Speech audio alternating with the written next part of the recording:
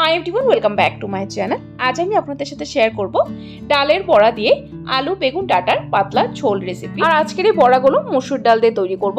মসুর ডালের বড়া কিন্তু খেতে দুর্দান্ত লাগে। যেহেতু এখন অনেকটাই গরম পড়েছে, গরমে কিছু হালকা পাতলা খেতে ইচ্ছে করে, তাই এই রেসিপিটি ট্রাই করতে পারেন। সম্পূর্ণ নিরামিষ একটি রেসিপি, আর ঘরে থাকা কিছু সাধারণ উপকরণ দিয়ে তৈরি করে নেওয়া যায়।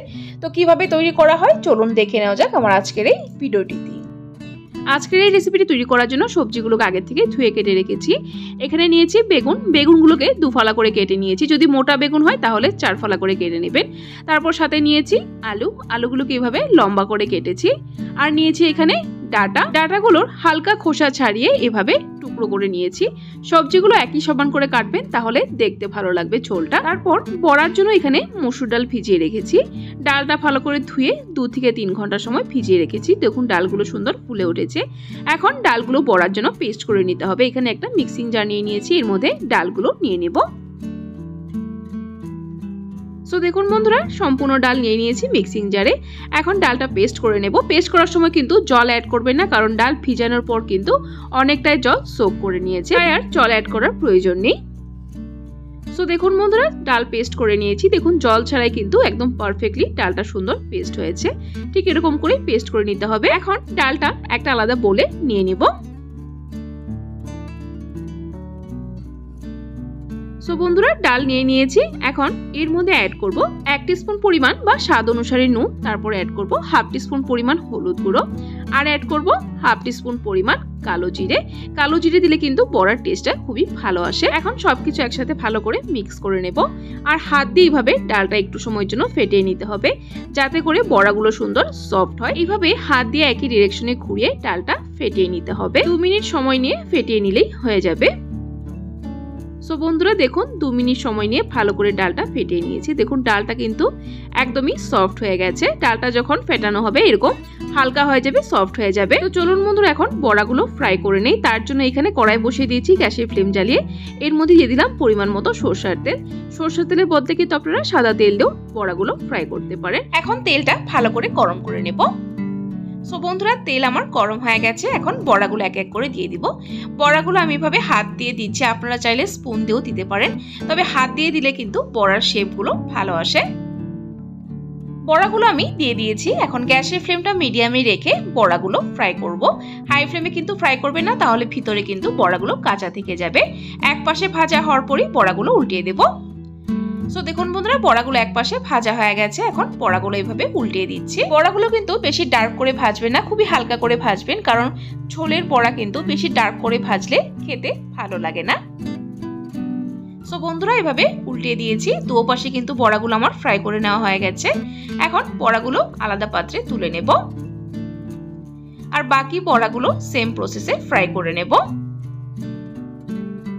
সো বন্ধুরা, বড়াগুলো আমার ফ্রাই করে নেওয়া হয়ে গেছে। এখন সেম তেলে আগে বেগুনগুলো ফ্রাই করে নেব। বেগুনগুলো অবশ্যই আগে ভেজে তুলে নেবেন।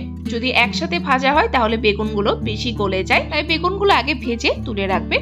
বেগুন দিয়ে দিয়েছি সম্পূর্ণ। এখন এর মধ্যে সামান্য পরিমাণ নুন আর সামান্য পরিমাণ হলুদ গুঁড়ো দিয়ে বেগুনগুলোকে হালকা করে ফ্রাই করে নেব।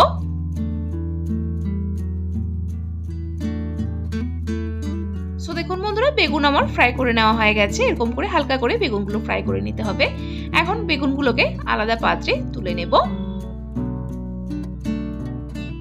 সো বন্ধুরা, বেগুন আলাদা পাত্রে তুলে নিয়েছি। এখন সেম তেলেই বাকি ঝোলটা তৈরি করব।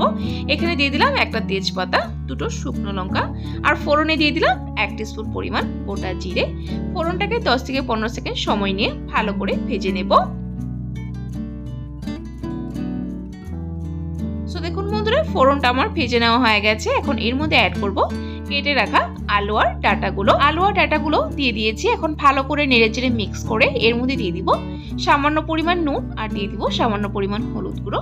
নুন হলুদ গুঁড়ো দিয়ে ভালো করে নেড়েচেড়ে আলু আর ডাটাটা ঢাকা দিয়ে কুক করব প্রায় 5 মিনিট সময় নিয়ে মিডিয়াম ফ্লেমে। সো বন্ধুরা, 5 মিনিট হয়ে গেছে। 5 মিনিট পর ঢাকনাটা তুলে দিচ্ছি। দেখুন আলু আর ডাটা কিন্তু প্রায় গলে গেছে। এখন এই সময় এর মধ্যে অ্যাড করে দিব একটা বড় সাইজের লাল টমেটো, এইভাবে লম্বা টুকরো করে কেটে।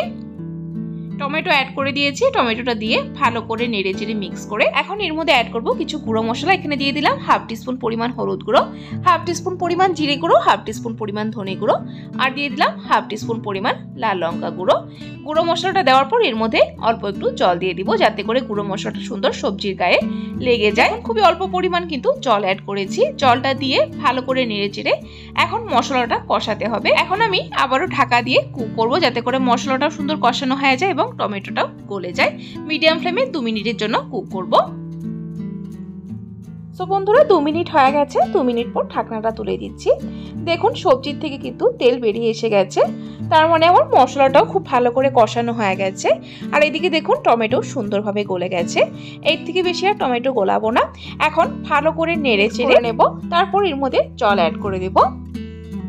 তো বন্ধুরা ভালো করে একবার নেড়েচেড়ে মিক্স করে নিয়েছি। এখন এর মধ্যে অ্যাড করব জল। জলটা কিন্তু অবশ্যই গরম জল অ্যাড করবেন, আর জলের পরিমাণটা কিন্তু বেশি করে দিতে হবে, কারণ এখানে বেগুন অ্যাড করতে হবে, বড়া অ্যাড করতে হবে, তাই জলের পরিমাণটা কিন্তু। আর যেহেতু পাতলা ঝোল বানাচ্ছি আর বড়াও অ্যাড করব, বড়া অ্যাড করলে কিন্তু ঝোল অনেকটাই সোক করে নেয়। আপনারা হয়তো দেখেই বুঝতে পারছেন জল আমি কতটা অ্যাড করেছি।